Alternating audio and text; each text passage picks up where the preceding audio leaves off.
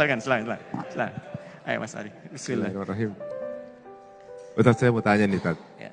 Jadi ada waktu-waktu diijabahnya doa gitu kan Ustaz. Pada saat sholat itu kalau nggak salah, pada saat sujud, kemudian pada saat sebelum salam, dan juga mungkin pada saat setelah azan sebelum iqamah. Sebelum salam itu kan ada doa, jauhkan keluarga saya dari fitnah Dajjal. Nah masalahnya kan doa itu dalam versi bahasa Arabnya belum hafal Ustaz. Yeah. Kalau saya pakai bahasa Indonesia kan nggak mungkin. Kalau dalam hati itu termasuk boleh juga nggak Ustaz? Baik. Pertama, Mirza dimanapun Anda berada, khususnya ada 4 posisi dalam sholat. Yang ini langsung diisyaratkan dalam Al-Quran dan hadis. Jika benar posisi itu Anda lakukan, maka seketika doa bisa dikabulkan. Ya, posisi pertama dalam berdiri. Ya, itu nanti isyarat di Quran surah ketiga Ali Imran ayat 38 sampai 39. Paling kanan sebelah atas di mushaf. Ya, jadi Nabi Zakaria pernah melakukan itu sholat. Beliau pernah sholat dalam berdirinya meminta kepada Allah supaya diberikan keturunan. Padahal istrinya divonis monofos dan mandul, maaf. Ya, divonis secara medis gak mungkin punya keturunan. Beliau kemudian sholat, dahsyatnya sholat ketika minta, berdiri beliau mohon kepada Allah. Hunalika da'a Zakaria rabbah, qala rabbi habli min ladunka dzurriyyatan thayyibah.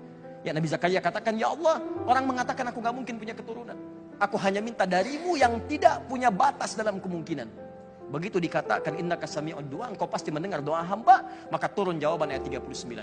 Fanadatul malaikatu wa huwa qa'imun yusalli fil mihrab. Maka turun malaikat sedangkan beliau masih berdiri dalam salatnya. Annallaha yubashshiruka bi Yahya. Allah kasih kabar gembira Anda akan punya anak. Namanya langsung dari Allah Yahya. Baik ya, jadi posisi berdiri. Dijawab kemudian di Quran surah kedua untuk umatnya Nabi Muhammad. Quran surah kedua ayat 45 sampai 46.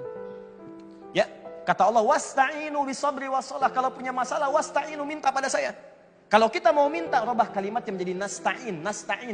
Wasta'inu, minta. Saya minta, asta'in. Kami minta ya Allah, nasta'in. Kepadamu kami minta, iyyaka nasta'in. Kapan Anda baca kalimat iyyaka nasta'in dalam salat? Al-Fatihah. Iyyaka na'budu wa hadis qudsi dari Anas bin Malik. Ketika Anda membaca iyyaka na'budu wa iyyaka nasta'in, kata Allah, hadza baini wa baina abdi. Ini perjanjian antara aku dan hambaku. Wali abdi, kalau hambaku benar berdiri salat sampai bacaan itu, masalah. Apapun yang dia minta, aku kabulkan. Kalau Anda pada saat itu minta dikabulkan, mau minta apa? Pikirin dulu, nanti saya jawab lagi. Kemudian ruku dan sujud. Ruku sujud ada di Quran surah ke-48 ayat 29. Paling kanan agak ke bawah. Quran surah ke-48 ayat 29. Ya, saya agak cepat. Muhammadur Rasulullah walladzina ma'ahu asyidda'u 'alal kuffar ruhama'u bainahum tarahum ruk'an sujada yabtaguna fadlan minallahi wa ridwana. Umat Nabi Muhammad itu orangnya baik, tegas pada penyimpangan. Anda lihat mereka rajin sholat. Jadi kalau umat Nabi Muhammad kelihatan rajin sholat.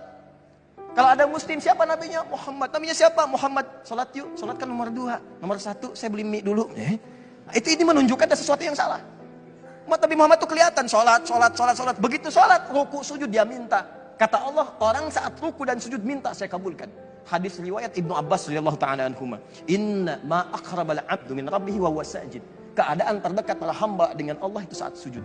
Fa'aksiru sujud. Atau dalam hadis lain, fa'aksiru doa. Maka perbanyak doa dalam sujud. Terakhir, sesaat sebelum salam itu dalam hadis Nabi SAW. Silahkan bacakan doanya. Kalau tahu doa dari Nabi, Allahumma ja'al fi lisani nura, wa fi aini nura, wa fi basri nura, wa fi qalbi nura. Ya Allah, jadikan wajahku bercahaya. Pandanganku ada cahaya. Hatiku bercahaya. Dan semua terbimbing pada kebaikan. Maka tanamkan cahaya dalam jiwaku yang tidak menjauh darimu. Anda bacakan lafadznya. Tapi kalau tidak paham, cukup Anda sampaikan dalam hati, tidak perlu dilafadzkan. Karena tidak boleh melafadzkan sesuatu dalam sholat di luar apa yang telah dicontohkan Nabi. Kita simpulkan bahwa di hari-hari Ramadan, siang dan malam, Allah memberikan satu jawaban dari setiap apa yang sering kemudian kita adukan. Ramadan adalah bulan untuk berdoa. Ramadan adalah bulan saat doa itu banyak diijabah, dijanjikan dijawab oleh Allah Subhanahu wa ta'ala. Maka perbanyaklah sujud kepada Allah, perbanyak permintaan Anda, bangun malam-malam harinya dan mohonkan dengan khusyuk, dan mudah-mudahan mungkin saat inilah waktu terbaik untuk mengabulkan apa yang pernah Anda mintakan di masa-masa yang lalu.